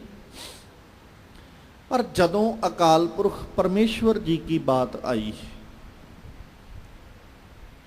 ਗੁਰੂ ਅਰਜਨ ਸਾਹਿਬ ਜੀ ਕਹਿੰਦੇ ਉਹ ਸਮਰੱਥ ਹੈ ਭਾਈ, ਕੁਝ ਵੀ ਕਰ ਸਕਦਾ ਹੈ। ਨਾ ਤੇ ਉਹਦੇ ਵਰਗਾ ਵੱਡਾ ਕੋਈ ਹੈ ਤੇ ਨਾ ਹੀ ਉਹਦੇ ਵਰਗਾ ਕੋਈ ਉੱਚਾ ਹੈ। ਸਾਹਿਬ ਜੀ ਨੇ ਬਾਣੀ 'ਚ ਜ਼ਿਕਰ ਕਰਦੇ ਆ, ਏਵੜ ਉੱਚਾ ਹੋਵੇ ਕੋਏ ਤਿਸ ਉੱਚੇ ਕੋ ਜਾਣੈ ਸੋਏ। ਹੁਣ ਕਿੱਡਾ ਕੁ ਉੱਚਾ ਹੈ, ਉਹਦੇ ਬਰਾਬਰ ਦਾ ਕੋਈ ਹੋਵੇਗਾ ਤੇ ਦੱਸੇਗਾ ਨਾ ਵੀ ਉਹ ਕਿੱਡਾ ਕੁ ਹੈ। ਉਹਦੇ ਹੈ ਪਤਾ ਹੀ ਨਹੀਂ ਸਾਨੂੰ ਕਿੱਡਾ ਕੁ ਹੈ। ਬਸ ਅਸੀਂ ਕਹਿ ਸਕਦੇ ਹਾਂ ਕਿ ਪਰਮੇਸ਼ਵਰ ਉੱਚਾ ਤੇ ਵੱਡਾ ਹੈ। ਨਾ ਤੇ ਉਹਦੇ ਜਿੱਡਾ ਵੱਡਾ ਕੋਈ ਹੈ, ਨਾ ਹੀ ਉਹਦੇ ਜਿੱਡਾ ਉੱਚਾ ਕੋਈ ਹੈ। ਸਾਹਿਬ ਕਹਿੰਦੇ ਉਹਦੇ ਵਰਗੇ ਹੋ ਕੇ ਹੀ ਉਹਨੂੰ ਦੱਸਾਂਗੇ ਨਾ, ਜਾਂ ਉਹਦੇ ਬਰਾਬਰ ਦੇ ਸ਼ਰੀਕ ਬਣ ਕੇ ਦੱਸਾਂਗੇ ਵੀ ਰੱਬ ਏਡਾ ਹੈ, ਤੇ ਉਹਦਾ ਹੀ ਸ਼ਰੀਕ ਬਣ ਜਾਣਾ ਖੇਡ ਹੈ। ਇਨਸਾਨ ਲੱਖ ਕੋਸ਼ਿਸ਼ ਕਰੇ, ਯਤਨ ਕਰੇ ਕਿ ਮੈਂ ਰੱਬ ਦਾ ਸ਼ਰੀਕ ਬਣਾ, ਰੱਬ ਦਾ ਸ਼ਰੀਕ ਬਣਨ ਦਾ ਨਾ ਤੇ ਕਿਸੇ ਕੋਲ ਸਮਰੱਥਾ ਨਾ ਤਾਕਤ, ਤੇ ਜੇ ਕੋਈ ਬਣਨਾ ਚਾਹਵੇ ਵੀ ਤੇ ਉਹ ਬਹੁਤਾ ਚਿਰ ਰੱਬ ਜੀ ਦੇ ਨਾਲ ਆਪਣਾ ਸ਼ਰੀਕਪੁਣਾ ਨਿਭਾ ਨਹੀਂ ਸਕਦਾ, ਜਾਂ ਤੇ ਉਹਨੂੰ ਰੱਬ ਜੀ ਅੱਗੇ ਨਿਵਣਾ ਪੈ ਜਾਂਦਾ ਹੈ, ਤੇ ਜਾਂ ਅਕਾਲ ਪੁਰਖ ਪਰਮੇਸ਼ਵਰ ਉਹਨੂੰ ਆਪ ਨਿਭਾ ਦਿੰਦਾ ਹੈ, ਤੇ ਜਾਂ ਉਹ ਸੰਸਾਰ ਤੋਂ ਉਦਾਂ ਹੀ ਚਲੇ ਜਾਂਦਾ ਹੈ। ਕਿਉਂ? ਅਕਾਲ ਪੁਰਖ ਪਰਮੇਸ਼ਵਰ ਵਰਗੀ ਨਾ ਤੇ ਤਾਕਤ ਹੈ ਤੇ ਨਾ ਹੀ ਕੋਈ ਸਮਰੱਥ ਹੈ। ਸਤਿਗੁਰੂ ਜੀ ਨੇ ਕਿਹਾ, ਕਹਿੰਦੇ ਪ੍ਰਭ ਸਮਰੱਥ ਵੱਡ ਊਚ ਅਪਾਰਾ। ਜਿੱਥੇ ਉਹ ਵੱਡਾ ਉੱਚਾ ਤੇ ਅਪਾਰ ਹੈ, ਉੱਥੇ ਸਾਹਿਬ ਕਹਿੰਦੇ ਨੌ ਨਿਧ ਨਾਮ ਭਰੇ ਭੰਡਾਰਾ। ਉਹਦੇ ਕੋਲ ਉਹਦੇ ਨਾਮ ਦੇ ਨਾ ਨੌ ਨਿਧੀਆਂ, ਨੌ ਨਿਧ ਮਤਲਬ ਖਜ਼ਾਨੇ ਜਿਹੜੇ ਨੌ ਮੰਨੇ ਜਾਂਦੇ ਨੇ, ਉਹ ਭਰੇ ਪਏ ਨੇ। ਤਿੰਨ ਚੀਜ਼ਾਂ ਨੇ, ਨਿਧੀਆਂ, ਰਿਧੀਆਂ ਤੇ ਸਿਧੀਆਂ, ਤਿੰਨੋਂ ਵੱਖਰੀਆਂ ਵੱਖਰੀਆਂ। ਨਿਧੀਆਂ, ਰਿਧੀਆਂ ਤੇ ਸਿਧੀਆਂ। ਨਿਧੀਆਂ ਵਿੱਚ ਖਜ਼ਾਨੇ ਆ ਜਾਂਦੇ ਨੇ, ਰਿਧੀਆਂ ਦੇ ਵਿੱਚ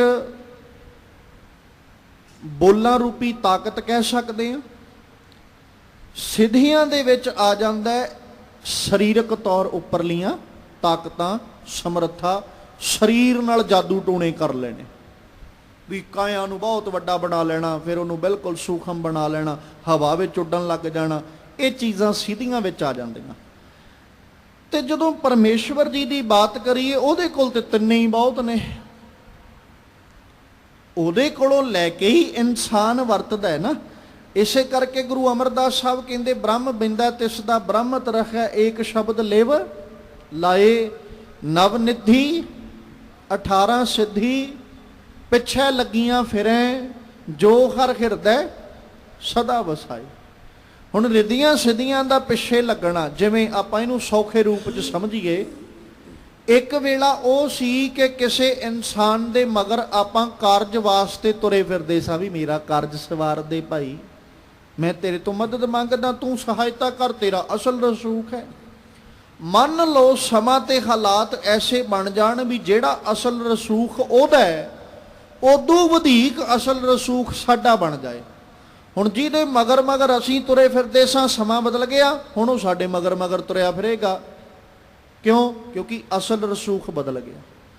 ਇਸੇ ਤਰ੍ਹਾਂ ਕਹਿ ਸਕਦੇ ਹਾਂ, ਰਿੱਧੀਆਂ ਸਿੱਧੀਆਂ ਦਾ ਅਸਲ ਰਸੂਖ ਬਹੁਤ ਵੱਡਾ ਹੈ, ਅਸੀਂ ਉਹਨਾਂ ਮਗਰ ਤੁਰੇ ਫਿਰਦੇ ਹਾਂ ਵੀ ਮਿਲ ਜਾਣ ਸ਼ਾਇਦ ਤਾਕਤਾਂ, ਤੇ ਜਿੰਨਾ ਚਿਰ ਉਹਨਾਂ ਮਗਰ ਤੁਰੇ ਫਿਰਦੇ ਆ, ਉਹਨਾਂ ਚਿਰ ਅਗਲਾ ਵੀ ਕਹਿੰਦਾ ਵੀ ਤੁਰਿਆ ਫਿਰਦਾ ਮਗਰ ਮਗਰ ਤੇ ਤੁਰਿਆ ਫਿਰ, ਜਿੱਦਣ ਮੇਰਾ ਚਿੱਤ ਕਰੇਗਾ ਉਦਣ ਹੀ ਤੇਰਾ ਕਾਰਜ ਸਵਾਰਾਂਗਾ, ਉਦੋਂ ਬਿਨਾ ਨਹੀਂ।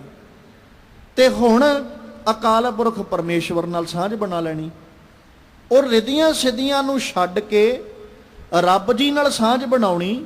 ਜਿੱਦਣ ਰੱਬ ਜੀ ਨਾਲ ਸਾਂਝ ਬਣ ਗਈ, ਉਦਣ ਉਹਨਾਂ ਨਾਲੋਂ ਸਾਡਾ ਅਸਲ ਰਸੂਖ ਵੱਧ ਜਾਂਦਾ ਹੈ। ਸਾਡਾ ਵੱਧ ਗਿਆ, ਹੁਣ ਉਹ ਮਗਰ ਮਗਰ ਤੁਰੀਆਂ ਵੀ ਸਾਨੂੰ ਵਰਤ ਲਾ ਭਾਈ, ਅਸੀਂ ਤੇਰੇ ਕੋਲ ਚੱਲ ਕੇ ਆ ਰਹੇ ਹਾਂ, ਤੂੰ ਨਾ ਰਿੱਧੀਆਂ ਵਰਤਦਾ, ਨਾ ਸਿੱਧੀਆਂ ਵਰਤਦਾ, ਨਾ ਤੂੰ ਖਜ਼ਾਨਿਆਂ ਦੀ ਵਰਤੋਂ ਕਰਦਾ, ਤੂੰ ਸਾਨੂੰ ਵਰਤ ਲਾ। ਬਸ ਇਹੀ ਸਮਾਂ ਤਬਦੀਲ ਹੁੰਦਾ ਹੈ ਕਿ ਜਦੋਂ ਅਸੀਂ ਤਾਕਤਾਂ ਮਗਰ ਦੌੜਦੇ ਹਾਂ, ਉਹ ਆਪਣੇ ਅੱਗੇ ਅੱਗੇ ਸਾਡੇ ਆਪ ਭੱਜੀਆਂ ਜਾਂਦੀਆਂ ਨੇ, ਪਰ ਜਦੋਂ ਅਸੀਂ ਪਰਮੇਸ਼ਵਰ ਜੀ ਨਾਲ ਸਾਂਝ ਬਣਾਉਂਦੇ ਆ, ਉਦੋਂ ਉਹ ਤਾਕਤਾਂ ਖੁਦ ਸਾਡੇ ਕੋਲ ਆ ਕੇ ਤੇ ਸਾਨੂੰ ਵਰਤਣ ਵਾਸਤੇ ਕਹਿੰਦੀਆਂ ਵੀ ਹੁਣ ਤੂੰ ਸਾਡੀ ਵਰਤੋਂ ਕਰ।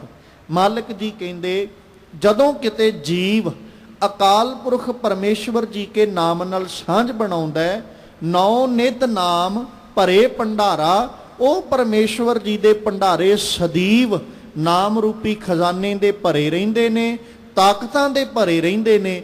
ਪਰ ਜੇ ਕਿਤੇ ਜੀਵ ਉਹਦੇ ਨਾਲ ਸਾਂਝ ਬਣਾਵੇ, ਫਿਰ ਉਸ ਖਜ਼ਾਨੇ ਦਾ, ਉਹਨਾਂ ਤਾਕਤਾਂ ਦੀ ਸਮਰੱਥਾ ਜਿਹੜੀ ਉਹ ਇਹਨੂੰ ਮਿਲਦੀ ਹੈ। ਜਾਂ ਜਿਵੇਂ ਆਪਾਂ ਮਾਲਕ ਜੀ ਕਾ ਪਾਵਨ ਬਚਨ ਪੜ੍ਹਦੇ ਹਾਂ, ਪਿਉ ਦਾਦੇ ਕਾ ਖੋਲ ਡਿੱਠਾ ਖਜ਼ਾਨਾ, ਤਾਂ ਮੇਰੇ ਮਨ ਭਇਆ ਨਿਧਾਨਾ।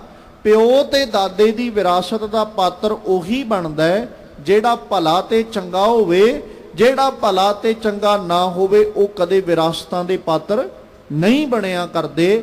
ਵਿਰਾਸਤ ਸਦਾ ਉਸੇ ਨੂੰ ਮਿਲਦੀ ਹੈ ਜਿਹੜਾ ਆਪਣੇ ਪਿਓ ਤੇ ਆਪਣੇ ਦਾਦੇ ਦੇ ਅਨੁਸਾਰੀ ਚੱਲੇ। ਇਸੇ ਤਰ੍ਹਾਂ ਕਹਿ ਸਕਦੇ ਹਾਂ ਕਿ ਜੇ ਅਕਾਲ ਪੁਰਖ ਪਰਮੇਸ਼ਵਰ ਜੀ ਕੋਲੋਂ ਖਜ਼ਾਨਿਆਂ ਦੀ ਦਾਤ ਲੈਣੀ, ਤੇ ਫਿਰ ਉਹਦੇ ਅਨੁਸਾਰੀ ਵੀ ਚੱਲਣਾ ਪੈਣਾ, ਉਹਦੇ ਨਾਲ ਸਾਂਝ ਵੀ ਬਣਾਉਣੀ ਪੈਣੀ ਹੈ, ਤੇ ਉਹਦੇ ਨਾਲ ਪ੍ਰੇਮ ਤੇ ਪਿਆਰ ਵੀ ਬਣਾਉਣਾ ਪਏਗਾ। ਫਿਰ ਕਿਤੇ ਜਾ ਕੇ ਜੀਵ ਉਹਦੇ ਨਾਮ ਰੂਪੀ ਖਜ਼ਾਨਿਆਂ ਨੂੰ ਹਾਸਲ ਕਰਦਾ ਹੈ।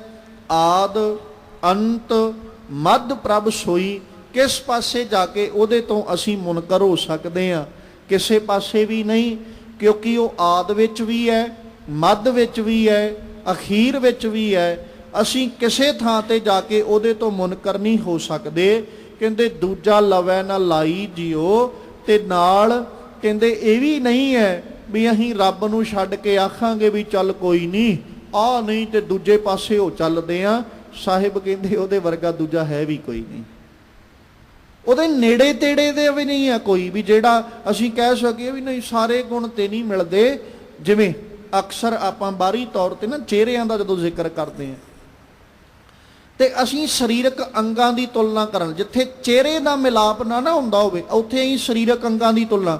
ਵੀ ਇਹਦੇ ਨੇਤਰ ਜਿਹੜੇ ਨੇ ਨਾ ਉਹ ਆਪਣੇ ਪਿਤਾ ਨਾਲ ਮਿਲਦੇ, ਇਹਦਾ ਨੱਕ ਜਿਹੜਾ ਉਹ ਆਪਣੀ ਮਾਂ ਨਾਲ ਮਿਲਦਾ। ਅਸੀਂ ਸਰੀਰਕ ਅੰਗਾਂ ਦਾ ਜ਼ਿਕਰ ਕਰਨਾ ਸ਼ੁਰੂ ਕਰ ਲਿਆ। ਪਰ ਪਰਮੇਸ਼ਵਰ ਜੀ ਦੇ ਬਾਰੇ ਵਿੱਚ ਜਦੋਂ ਜ਼ਿਕਰ ਕੀਤਾ ਤੇ ਸਾਹਿਬ ਕਹਿੰਦੇ ਕੋਈ ਇਹ ਵੀ ਨਹੀਂ ਕਹਿ ਸਕਦਾ ਵੀ ਇੰਨਾ ਕੁ ਰੱਬ ਨਾਲ ਮਿਲਦਾ ਤੇ ਇੰਨਾ ਕੁ ਨਹੀਂ ਮਿਲਦਾ। ਕੋਈ ਦੂਜਾ ਲਵੇ ਨਾ ਲਾਈ ਜਿਓ, ਉਹਦੇ ਲਾਗੇ ਵੀ ਕੋਈ ਨਹੀਂ ਲੱਗਦਾ ਜਾਂ ਉਹਦੇ ਲਾਗਲੇ ਬੰਨੇ ਦਾ ਵੀ ਕੋਈ ਨਹੀਂ ਹੈ ਵੀ ਜਿਹੜਾ ਅਕਾਲ ਪੁਰਖ ਪਰਮੇਸ਼ਵਰ ਵਰਗਾ ਸਮਰੱਥ ਤੇ ਨਹੀਂ ਪਰ ਥੋੜੀ ਬਹੁਤੀ ਤਾਕਤ ਉਹਦੇ ਵਰਗੀ ਰੱਖਦਾ ਹੋਵੇ। ਮਾਲਕ ਜੀ ਕਹਿੰਦੇ ਉਹਦੇ ਤੋਂ ਬਿਨਾਂ ਦੂਜਾ ਕੋਈ ਨਹੀਂ ਹੈ। ਇਸ ਲਈ ਉਹ ਅਕਾਲ ਪੁਰਖ ਪਰਮੇਸ਼ਵਰ ਜੀ ਕੇ ਚਿੰਤਨ ਤੋਂ ਬਿਨਾਂ ਸਾਡੇ ਕੋਲ ਨਾ ਕੋਈ ਜ਼ਰੀਆ ਨਾ ਕੋਈ ਢੰਗ ਤੇ ਤਰੀਕਾ ਹੈ। ਬਸ ਉਸੇ ਪਰਮੇਸ਼ਵਰ ਨਾਲ ਸਾਡੀ ਬਣ ਆਵੇ, ਉਹਦੇ ਨਾਲ ਸਾਡੀ ਸਾਂਝ ਬਣ ਆਵੇ, ਉਹਦੇ ਨਾਲ ਸਾਡਾ ਪ੍ਰੇਮ ਬਣ ਆਵੇ, ਉਹਦੇ ਨਾਲ ਸਾਡੀ ਪ੍ਰੀਤ ਬਣ ਜਾਏ। ਬਸ ਇਸੇ ਵਿੱਚ ਹੀ ਸਾਡਾ ਭਲਾ, ਇਸੇ ਵਿੱਚ ਹੀ ਸਾਡਾ ਲਾਭ ਹੈ। ਕਰ ਕਿਰਪਾ ਮੇਰੇ ਦੀਨ ਦਇਆਲਾ, ਜਾਚਕ ਜਾਚੈ ਸਾਧ ਰਵਾਲਾ। ਦੇਹ ਦਾਨ ਨਾਨਕ ਜਨ ਮੰਗੈ, ਸਦਾ ਸਦਾ ਹਰਿ ਧਿਆਈ ਜਿਉ। ਕਰ ਕਿਰਪਾ ਮੇਰੇ ਦੀਨ ਦਇਆਲਾ। ਹੇ ਦੀਨ ਦਇਆਲ ਪਾਤਸ਼ਾਹ ਜੀਓ, ਸਾਡੇ ਉੱਤੇ ਵੀ ਕਿਰਪਾ ਕਰੋ। ਜਾਚਕ ਜਾਚੈ ਸਾਧ ਰਵਾਲਾ, ਤੇਰੇ ਦਰ ਉੱਤੇ ਖੜਾ ਹੋਇਆ ਮੰਗਤਾ। ਜਾਚਕ ਮੰਗਤਾ, ਜਾਚੈ ਮੰਗਣਾ। ਤੇਰੇ ਦਰ ਉੱਤੇ ਖੜਾ ਮੰਗਤਾ ਤੇ ਝੋਲੀ ਅੱਡ ਕੇ ਤੇਰੇ ਕੋਲੋਂ ਮੰਗਦਾ ਆ। ਤੇ ਮੰਗ ਕੀ ਰਿਹਾ? ਸਾਧ ਰਵਾਲਾ, ਕਿਤੇ ਆਪਣੇ ਪਿਆਰਿਆਂ ਦੀ ਚਰਨ ਧੂੜ ਬਖਸ਼ ਦੇ। ਇੱਥੇ ਆਪਾਂ ਜਦੋਂ ਸਾਹਿਬ ਜੀ ਕੇ ਪਾਵਨ ਬਾਣੀ ਨੂੰ ਪੜ੍ਹਦੇ ਆ ਨਾ, ਤੇ ਸਤਿਗੁਰੂ ਜੀ ਇੱਕ ਥਾਂ ਤੇ ਜ਼ਿਕਰ ਕਰਦੇ ਆਖਦੇ, ਜਾਚਕ ਮੰਗੈ ਦਾਨ ਦੇ ਪਿਆਰਿਆ, ਦੇਵਨਹਾਰ ਦਾਤਾਰ ਮੈਂ ਨਿਤ ਚਿਤਾਰਿਆ। ਰੱਬ ਜੀਓ, ਮੈਂ ਤੇਰੇ ਦਰ ਦਾ ਹਾਂ ਤੇ ਮੰਗਤਾ ਹੀ, ਇਹਦੇ 'ਚ ਕੋਈ ਅਤਕਥਨੀ ਨਹੀਂ ਹੈ। ਹਾਂ ਤੇਰੇ ਦਰ ਦਾ ਮੰਗਤਾ। ਬਸ ਇਹ ਹੈ ਵੀ ਕਦੀ ਕਦੀ ਮੰਗਾਂ ਜਿਹੜੀਆਂ ਨਾ ਉਹ ਕੁਝ ਹੋਰ ਹੋ ਜਾਂਦੀਆਂ। ਮੰਗਣਾ ਤੇ ਨਿਤਾ ਪ੍ਰਤੀ ਮੈਨੂੰ ਇਹੀ ਚਾਹੀਦਾ ਸੀ ਵੀ ਕਿਰਪਾ ਕਰੋ ਅੰਤਰਜਾਮੀ ਪੁਰਖ ਵਿਧਾਤੇ ਸ਼ਰਧਾ ਮਨ ਕੀ ਪੂਰੇ। ਨਾਨਕ ਦਾਸ ਇਹ ਸੁਖ ਮੰਗੈ ਮੋਕੋ ਕਰ ਸੰਤਨ ਕੀ ਧੂਰੇ। ਮੰਗਣਾ ਤੇ ਇਹੀ ਚਾਹੀਦਾ ਸੀ, ਪਰ ਕਦੇ ਕਦੇ ਮੇਰੀਆਂ ਮੰਗਾਂ ਸੰਸਾਰੀ ਹੋ ਜਾਂਦੀਆਂ, ਕਦੇ ਕਦੇ ਮੈਂ ਸੰਸਾਰਕ ਮੰਗਾਂ ਮੰਗਣ ਲੱਗ ਜਾਣਾ। ਪਰ ਪਰਮੇਸ਼ਵਰ ਜੀ ਤੂੰ ਤੇ ਦਇਆਲੂ ਹੈ, ਕਿਰਪਾਲੂ ਹੋ ਤੁਸੀਂ, ਤੇ ਕਿਰਪਾ ਕਰਕੇ ਨਾ ਆਪਣੇ ਦਇਆਲਤਾ ਭਰੇ ਸੁਭਾਵ ਦੀ ਪ੍ਰਤਪਾਲਣਾ ਕਰੋ। ਤੇ ਆਪਣੇ ਦਇਆਲਤਾ ਭਰੇ ਸੁਭਾਵ ਦੀ ਪਾਲਣਾ ਕਰਦਿਆਂ ਮੇਰੇ ਉੱਤੇ ਵੀ ਦਇਆ ਕਰੋ, ਕਿਉਂਕਿ ਤੁਸੀਂ ਗਰੀਬਾਂ ਦੇ ਉੱਤੇ ਦਇਆ ਕਰਦੇ ਹੋ। ਮੈਂ ਗਰੀਬ ਆ, ਇੰਨਾ ਗਰੀਬ ਆ ਵੀ ਮੈਂ ਤੇ ਮੰਗਤਾ ਆ। ਮਾਲਕ ਜੀ ਫਿਰ ਆਖਦੇ, ਕਹਿੰਦੇ ਤੇਰੇ ਦਰ ਉੱਤੇ ਖੜਾ ਗਰੀਬ, ਤੇਰੇ ਦਰ ਉੱਤੇ ਖੜਾ ਹੋਇਆ ਇਹ ਮੰਗਤਾ, ਤੇਰੇ ਕੋਲੋਂ ਅੱਜ ਝੋਲੀ ਅੱਡ ਕੇ ਮੰਗਦਾ ਹੈ ਕਿ ਮੇਰੀ ਝੋਲੀ ਦੇ ਵਿੱਚ ਆਪਣੇ ਰੱਬੀ ਪਿਆਰਿਆਂ ਦੀ ਚਰਨ ਧੂੜ ਪਾਓ। ਆਪਣੇ ਪਿਆਰਿਆਂ ਦੀ, ਜਿਨ੍ਹਾਂ ਨੇ ਆਪਣੀ ਸੁਰਤ ਤੇਰੇ ਨਾਲ ਜੋੜੀ ਹੈ, ਜਿਨ੍ਹਾਂ ਨੇ ਆਪਣਾ ਆਪਾ ਤੇਰੇ ਵਿੱਚ ਮਿਲਾਇਆ ਹੈ, ਜਿਨ੍ਹਾਂ ਨੇ ਆਪਣਾ ਆਪਾ ਤੇਰੇ ਅੰਦਰ ਲੀਨ ਕੀਤਾ ਹੈ, ਉਹਨਾਂ ਦੀ ਚਰਨ ਧੂੜ ਮੈਨੂੰ ਦੇ। ਉਹਨਾਂ ਦੀ ਸੰਗਤ, ਚਰਨ ਧੂੜ ਤੋਂ ਭਾਵ ਉਹਨਾਂ ਦਾ ਸੰਗ, ਵੀ ਉਹਨਾਂ ਦਾ ਸੰਗ ਮੈਨੂੰ ਬਖਸ਼ੋ, ਤਾਂ ਜੋ ਉਹਨਾਂ ਪਿਆਰਿਆਂ ਦੇ ਨਾਲ ਬਹਿ ਕੇ ਕਿਤੇ ਮੇਰੇ ਹਿਰਦੇ ਅੰਦਰ ਵੀ ਤੇਰੇ ਨਾਮ ਦਾ ਇੱਕ ਕਿਣਕਾ ਵਸ ਆਵੇ। ਉਹਨਾਂ ਦੇ ਸੰਗ ਵਿੱਚ ਬਹਿੰਦਿਆਂ ਹੋਇਆਂ ਕਿਤੇ ਤੇਰੇ ਨਾਮ ਦਾ ਜਿਹੜਾ ਇੱਕ ਕਿਣਕਾ ਮੇਰੇ ਹਿਰਦੇ ਅੰਦਰ ਵੀ ਵਸ ਜਾਏ, ਮੈਂ ਵੀ ਕਿਤੇ ਤੇਰੇ ਨਾਲ ਆਪਣਾ ਆਪਾ ਜੋੜ ਸਕਾਂ। ਫਿਰ ਦੇਖ ਦਾਨ, ਹੁਣ ਦਾਨ ਦਿਓ, ਕਿਉਂਕਿ ਮੰਗ ਰਿਹਾ ਹਾਂ ਤੇ ਤੂੰ ਦਾਤਾ ਹੈ, ਤੂੰ ਦਾਨੀ ਹੈ, ਤੇਰੇ ਵਰਗਾ ਦਾਨੀ ਵੀ ਕੋਈ ਨਹੀਂ। ਕਿਰਪਾ ਕਰੋ, ਮੇਰੀ ਅਰਜ਼ੋਈ ਪ੍ਰਵਾਨੋ, ਮੇਰੀ ਬੇਨਤੀ ਪ੍ਰਵਾਨੋ। ਮੈਂ ਤੁਹਾਡੇ ਕੋਲੋਂ ਦਾਨ ਮੰਗ ਰਿਹਾ, ਤੇ ਦਾਨ ਮੰਗਦਿਆਂ ਹੋਇਆਂ ਨਾ ਮੰਗਿਆ ਕੀ ਹੈ? ਦੇਹ ਦਾਨ ਨਾਨਕ ਜਨ ਮੰਗੈ, ਨਾਨਕ ਦਾਸ ਨਾਨਕ ਸੇਵਕ ਦਾਨ ਮੰਗ ਰਹੇ। ਤੇ ਆਖਿਆ ਕਿ ਸਦਾ ਸਦਾ ਹਰ ਧਿਆਈ ਜੀਓ, ਰੱਬ ਜੀਓ ਐਸਾ ਦਾਨ ਝੋਲੀ ਵਿੱਚ ਪਾਓ, ਐਸੀ ਬਖਸ਼ਿਸ਼ ਝੋਲੀ ਵਿੱਚ ਪਾਓ ਕਿ ਮੈਂ ਦਿਨ ਰਾਤ ਤੁਹਾਡੀ ਆਰਾਧਨਾ ਵਿੱਚ ਜੁੜਿਆ ਰਵਾਂ, ਤੁਹਾਡੇ ਚਿੰਤਨ ਵਿੱਚ ਜੁੜਿਆ ਰਵਾਂ, ਤੁਹਾਡੇ ਯਾਦ ਵਿੱਚ ਮੇਰੀ ਸੁਰਤ ਜਿਹੜੀ ਉਹ ਬਣੀ ਰਹੇ। ਇਸੇ ਕਰਕੇ ਸਾਹਿਬ ਜੀ ਨੇ ਜਦੋਂ ਆਖਿਆ ਨਾ ਬਾਣੀ ਵਿੱਚ, ਤੇ ਮਾਲਕ ਜੀ ਕਹਿੰਦੇ ਮੰਗਣਾ ਮੰਗਨ ਨੀਕਾ ਹਰ ਜਸ ਗੁਰ ਤੇ ਮੰਗਣਾ, ਤਿਆਗਣਾ ਤਿਆਗਨ ਨੀਕਾ ਕਾਮ ਕ੍ਰੋਧ ਲੋਭ ਮੋਹ ਤਿਆਗਣਾ। ਭਾਈ ਆਪਣੇ ਜੀਵਨ ਦੇ ਅੰਦਰ ਜੇ ਤੂੰ ਮੰਗਣੀ ਹੈ ਤੇ ਉਸ ਪਰਮੇਸ਼ਵਰ ਕੋਲੋਂ ਮੰਗਦਿਆਂ ਉਹਦੇ ਪਿਆਰਿਆਂ ਦੀ ਚਰਨ ਧੂੜ ਮੰਗ, ਉਹਦੇ ਪਿਆਰਿਆਂ ਦੇ ਕੋਲੋਂ ਉਹਦੇ ਪਿਆਰਿਆਂ ਦਾ ਸੰਗ ਮੰਗ, ਉਹਨਾਂ ਦੀ ਸੰਗਤ ਵਿੱਚ ਬੈਠਦਾ ਹੋਇਆ ਅਕਾਲ ਪੁਰਖ ਪਰਮੇਸ਼ਵਰ ਕੋਲੋਂ ਉਹਦੇ ਨਾਮ ਦੀ ਦਾਤ ਮੰਗ ਵੀ ਰੱਬ ਜੀਓ ਕਿਰਪਾ ਕਰਕੇ ਸਾਡੀ ਝੋਲੀ ਵਿੱਚ ਵੀ ਆਪ ਜੀ ਤਰੁੱਠ ਕੇ ਆਪਣੇ ਨਾਮ ਦੀ ਦਾਤ ਪਾਓ, ਤੇ ਸਦੀਵ ਤੁਹਾਡਾ ਚਿੰਤਨ, ਤੁਹਾਡੀ ਯਾਦ ਜਿਹੜੀ ਹੈ ਨਾ ਸਾਡੇ ਹਿਰਦੇ ਅੰਦਰ ਬਣੀ ਰਵੇ। ਜਿਹਨੂੰ ਗੁਰੂ ਅਰਜਨ ਸਾਹਿਬ ਜੀ ਨੇ ਆਖਿਆ, ਇਹ ਬੇਨੰਤੀ ਸੁਣ ਪ੍ਰਭ ਮੇਰੇ, ਦੇਹ ਨਾਮ ਕਰ ਆਪਣੇ ਚੇਰੇ, ਆਪਣੀ ਸ਼ਰਨ ਰਾਖ ਪ੍ਰਭ ਦਾਤੇ, ਗੁਰ ਪ੍ਰਸਾਦ ਕਿਨੇ ਵਿਰਲੇ ਜਾਤੇ, ਸੁਣੋ ਬਿਨੋ ਪ੍ਰਭ ਮੇਰੇ ਮੀਤਾ, ਚਰਨ ਕਮਲ ਵਸੈ ਮੇਰੇ ਚੀਤਾ, ਨਾਨਕ ਏਕ ਕਰੈ ਅਰਦਾਸ, ਵਿਸਰ ਨਾਹੀ ਪੂਰਨ ਗੁਣਤਾਸ। ਹੇ ਗੁਣਾਂ ਦੇ ਮਾਲਕ ਜੀਓ, ਗੁਣਾਂ ਦੇ ਬਹੁਤ ਵੱਡੇ ਖਜ਼ਾਨੇ ਸਾਡੇ ਹਿਰਦੇ ਵਿੱਚੋਂ ਕਦੇ ਵੀ ਤੁਹਾਡਾ ਚਿੰਤਨ ਸਾਨੂੰ ਭੁੱਲੇ ਨਾ, ਸਦੀਵ ਤੁਹਾਡੀ ਯਾਦ, ਤੁਹਾਡਾ ਚਿੰਤਨ ਸਾਡੇ ਹਿਰਦਿਆਂ ਵਿੱਚ ਬਣਿਆ ਰਵੇ। ਇਸ ਤਰੀਕੇ ਅੱਜ ਸਤਿਗੁਰੂ ਧੰਨ ਗੁਰੂ ਅਰਜਨ ਸਾਹਿਬ ਜੀ ਉਪਦੇਸ਼ ਦਿੰਦਿਆਂ ਸਾਨੂੰ ਸਮਝਾਉਂਦਿਆਂ ਆਖਦੇ, ਇੱਕੋ ਇੱਕ ਤਰੀਕਾ ਹੈ ਆਪਣੀ ਜਵਾਨੀ ਰੂਪੀ ਰਹਿਣ ਤੇ ਬੁਢੇਪੇ ਰੂਪੀ ਚਿੱਟੇ ਦਿਨ ਨੂੰ ਸੌਖੇ ਬਣਾਉਣ ਦਾ, ਸੁਖਾਲਾ ਬਣਾਉਣ ਦਾ, ਤੇ ਉਹ ਹੈ ਕਿ ਨਿਤਾ ਪ੍ਰਤੀ ਅਕਾਲ ਪੁਰਖ ਪਰਮੇਸ਼ਵਰ ਦੇ ਚਿੰਤਨ ਵਿੱਚ ਜੁੜੇ ਰਹਿਣਾ।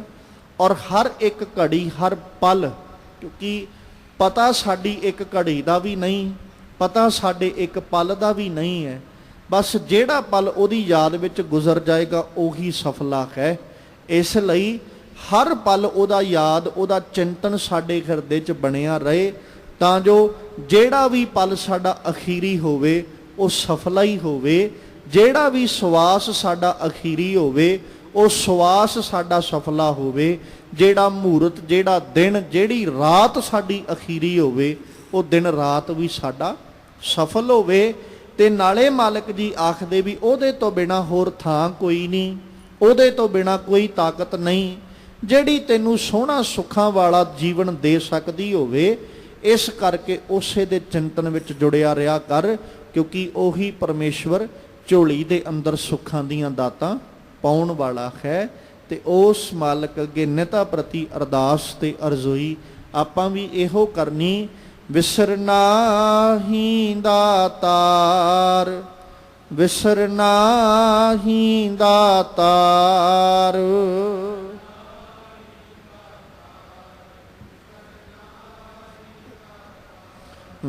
ਵਿਸਰਨਾਹੀ ਦਾਤਾਰ, ਵਿਸਰਨਾਹੀ ਦਾਤਾਰ।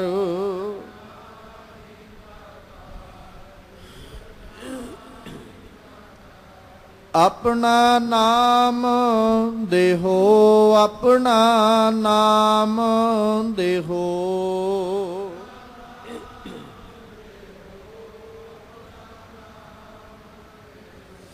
ਆਪਣਾ ਨਾਮ ਦੇਹੋ, ਆਪਣਾ ਨਾਮ ਦੇਹੋ।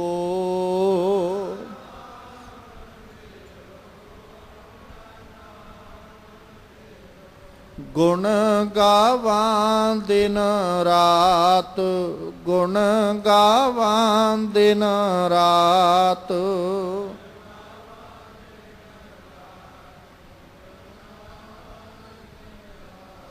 ਗੁਣ ਗਾਵਾਂ ਦਿਨ ਰਾਤ, ਗੁਣ ਗਾਵਾਂ ਦਿਨ ਰਾਤ।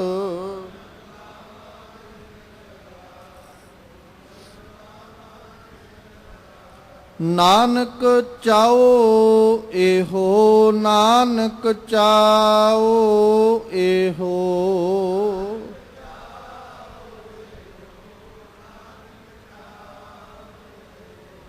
ਵਿਸਰ ਨਾਹੀਂ ਦਾਤਾਰ, ਵਿਸਰ ਨਾਹੀਂ ਦਾਤਾਰ।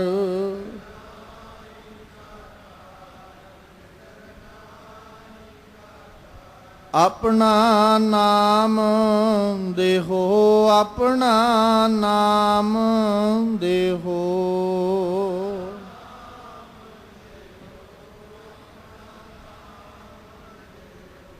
ਸਤਿਗੁਰੂ ਪਾਤਸ਼ਾਹ ਕਿਰਪਾ ਕਰਨ, ਸਾਡੇ ਸਭਨਾਂ ਦੀਆਂ ਹਾਜ਼ਰੀਆਂ ਆਪਣੇ ਦਰ ਉੱਤੇ ਪ੍ਰਵਾਨ ਕਰ ਲੈਣ।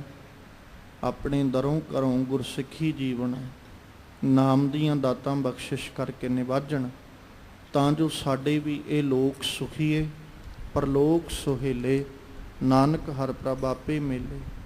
ਹੋਈਆਂ ਬੇਅੰਤ ਪ੍ਰਕਾਰ ਦੀਆਂ ਭੁੱਲਾਂ ਦੀ ਖਿਮਾ ਬਖਸ਼ਣੀ। ਆਓ ਸਤਿਗੁਰੂ ਜੀ ਕੇ ਪਾਵਨ ਬਚਨ ਹਿਰਦੇ ਵਿੱਚ ਵਸਾ ਲਈਏ। ਕਰ ਕਿਰਪਾ ਮੇਰੇ ਦੀਨ ਦਇਆਲਾ, ਜਾਚਕ ਜਾਚੈ ਸਾਧ ਅਰਵਾਲਾ। ਦੇਹ ਦਾਨ ਨਾਨਕ ਜਨ ਮੰਗੈ, ਸਦਾ ਸਦਾ ਹਰਿ ਧਿਆਈ ਜੀਓ।